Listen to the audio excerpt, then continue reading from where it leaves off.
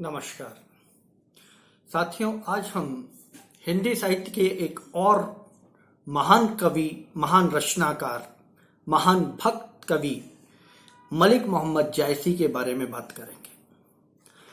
मलिक मोहम्मद जायसी इस्लाम पंथी थे, परंतु स्वभाव से मस्त मौला थे। सूफी परंपरा के कवि थे। ईश्वर को एक रूप में स्वीकार करते थे और प्रेम के मार्ग पर चलकर ईश्वर तक पहुंचने का साधन ढूंढते थे।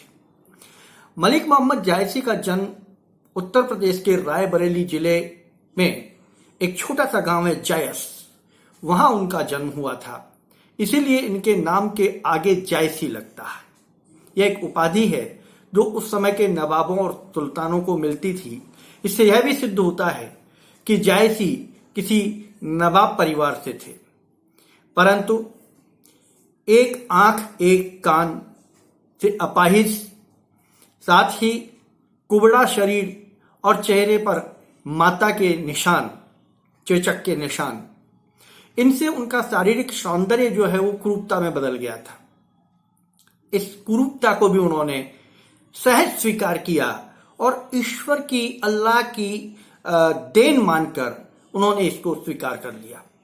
कहा जाता है कि एक बार शेरशाह सूरी उनकी इस क्रूरता पर हंस दिए थे, तो जायसी ने कहा था कि तुम मेरी क्रूरता पे हंस रहे हो या मेरे बनाने वाले की कला पर हंस रहे हो। अर्थात जायसी कभी अपनी क्रूरता को भी अपने ऊपर नहीं लेते थे, परमात्मा की एक रचना मानते थे। मलिक मोहम्मद जायसी स्वभाव से अल्लड़ थे, मस्त मौला थे, सूफी संत थे, फकीर थे और यही कारण था कि यहां वहां वो निरंतर घूमते रहते थे। अपने इस कुरूपता को, अपनी आंख नाक की अपाहिजता को भी उन्होंने स्वयं स्वीकार किया है और लिखा है, मोहम्मद बाई दिस तजा एक सरवण एक आंख, कि मोहम्मद ने जो है एक श्रवण, एक कान और एक आंख को तज दिया है ईश्वर अल्लाह की मर्जी से। घूमते फिरते ये अमेठी आ गए थे और अमेठी में आके ये यहां पर क्या नाम है, अमेठी के राजा जो नवाब थे, उनके आश्रम में अमेठी के पास के जंगलों में ये निवास करने लगे।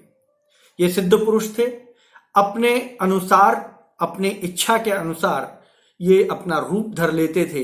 इन्होंने ये बात तत्कालीन नवाब को भी कही और नवाब ने उस समय जंगलों में शिकार पर पाबंदी लगा दी। लेकिन एक समय एक शिकारी, अनभिज्ञ शिकारी उस जंगल में शिकार खेलने आया।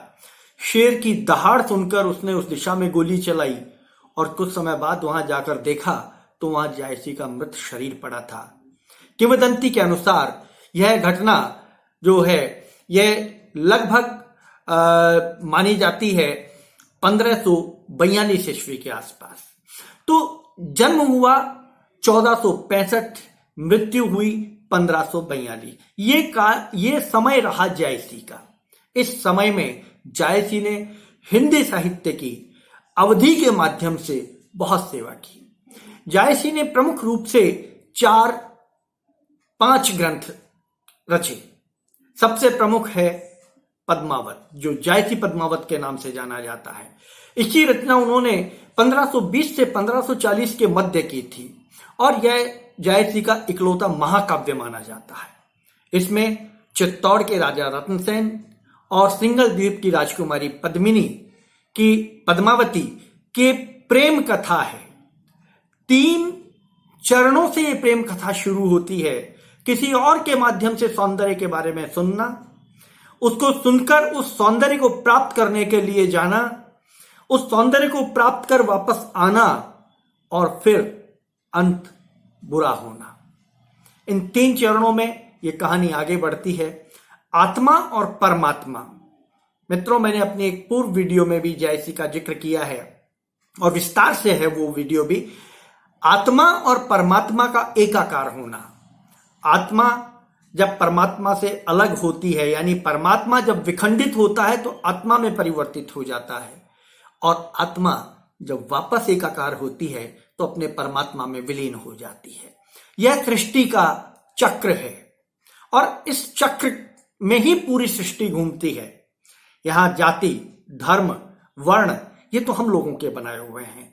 सृष्टि एक ही गति से चलती है, एक ही तरीके से चलती है। तो जायसी पद्मावत ने सूफी परंपरा में अपने साहित्य की रचना की। पद्मावत के बाद उनका दूसरा प्रमुख ग्रंथ जो है वो है अखरावट। तीसरा प्रमुख ग्रंथ है उनका आखिरी कलाम, जो 1529 में उन्होंने लिखा और जिसमें उन्होंने ईश्वर की आराधना करने के बाद अपना परिचय दिया और उसके माध्यम से कहा कि मैं तेरी रचना हूं और इस रचना को तू जिस ढंग से प्रस्तुत करना चाहता है तेरी मर्जी है। आखिरी कलाम के बाद उनका चौथा जो ग्रंथ था वो कहरनामा था, जो लगभग फारसी में था, उसमें तुर्की और फारसी मिश्रित थी। और पांचवा था चित्ररेखा, जो प्राप्त नहीं है, मूल रूप से प्राप्त नहीं है, प्रक्षिप्त प्रति इसकी प्राप्त है। तो ये 5 ग्रंथ उन्होंने लिखे, लेकिन जायसी का जो परिचय है वो पद्मावत के माध्यम से है। पद्मावत के माध्यम से जायसी जाने पहचाने जाते हैं। सूफी साधना के, सूफी परंपरा के कवि रहे, प्रेम की पीर के कवि रहे। प्रेम के माध्यम से अपने मंजिल तक पहुंचने का इन्होंने रास्ता चुना और अपने आप को राजा रत्नसेन, परमात्मा की जगह पद्मावती को रखा। और किस ढंग से इन्होंने जिस कठिन डगर से गुजरकर परमात्मा को प्राप्त किया, वही प्रेम की अंतिम परिणति है, भक्ति की भी अंतिम परिणति है। मित्रों, ये वो दौर रहा जब कबीर भी थे, तुलसी भी थे, सूर भी थे, मीरा भी थे और जायसी भी थे। और इन 5 की जो प्रमुख विशेषता थी वो यह थी कि अपने भक्ति के माध्यम से समाज को दिशा निर्देश देना, समाज को प्रेम का संदेश देना। कबीर ने भी ढाई आखर की बात की है, जायसी ने भी प्रेम की बात की है, मीरा भी मेरे तो गिरध गोपाल की बात करते हैं, सूरदास भी कृष्ण के प्रेम में डूब जाते हैं। तो आप देखिए कि प्रेम का तत्व जो है वो प्रमुख और प्रधान तत्व है तत्कालीन कवियों का, भक्त कवियों का। तो सूफी परंपरा में इन्होंने अपनी साधना की, अपनी साहित्य रचना लिखी। सूफी परंपरा की जो साधना है वो 4 चरणों में चलती है। मैं बहुत जल्दी से और बहुत संक्षेप में आपको बताना चाहता हूं। वह है शरीयत। शरीयत में जैसे राजा रत्नसेन जो थे, उन्होंने योगी का बाना धारण करके रानी पद्मावती को प्राप्त करने के लिए जो प्रस्थान किया, वह शरीयत में आता है। इसके बाद दूसरा चरण आता है तरीकत। तरीकत में जो है आत्मा की शुद्धि करना होता है। जिन कठिन साधनाओं के साथ राजा रत्नसेन ने पद्मावती को प्राप्त करने के लिए आत्मा की शुद्धि की, सारी लालसाएं, विलास, भोग सब उन्होंने अपनी आत्मा से निकाल दिए, वो कहलाता है तरीकत।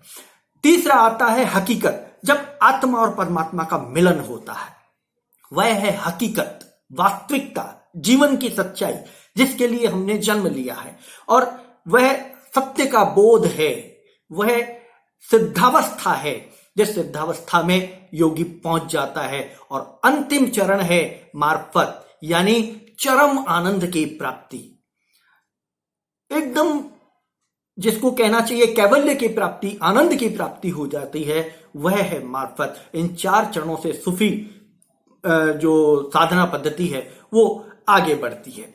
अब आता है अगला बिंदु, भाषा शैली। जायसी की भाषा जो थी वो पूर्वी अवधि भाषा थी। शैली जो थी चौपाई, दोहा छंद में उन्होंने अपनी पूरी रचना की। श्रृंगार, संयोग श्रृंगार और वियोग श्रृंगार का उन्होंने अपने काव्य में प्रयोग किया। वियोग श्रृंगार उनका अद्वितीय है, अनुपम है, अप्रतिम है। और साथ ही इन्होंने स्थान स्थान पर वीर रस का भी प्रयोग किया। इन्होंने शब्दालंकार और अर्थालंकार दोनों अलंकारों का इन्होंने प्रयोग किया है अपने साहित्य में, जिसमें अर्थालंकार का इन्होंने प्रयोग ज्यादा किया है। और अर्थालंकार की वजह से इनके काव्य में जो चमत्कार उत्पन्न हुए हैं वो अद्वितीय और अनुपम है। इन्होंने प्राय सभी अलंकारों का प्रयोग किया अपने साहित्य में और अपने साहित्य को उस चरम बिंदु पर पहुंचाया। तो मित्रों, ये जो जायसी जो हैं, मलिक मोहम्मद जायसी जो हैं, इन्होंने साधना पद्धति प्रेम की अपनाई सूफी परंपरा में चलते हुए, लेकिन मंतव्य इनका रहा ईश्वर की प्राप्ति। कथानक इन्होंने हिंदू प्रेमाख्यान चुना और हिंदू प्रेमाख्यान के माध्यम से अपने मंजिल तक पहुंचे। मित्रों, आपको वीडियो कैसी लगी आप कमेंट करके बताएं। साथ ही मेरे चैनल को सब्सक्राइब करें, वीडियो को लाइक करें, ताकि आप आपके सब्सक्राइब और लाइक से इंस्पायर होकर और अच्छी वीडियो देने का मैं प्रयास करूं। नमस्कार।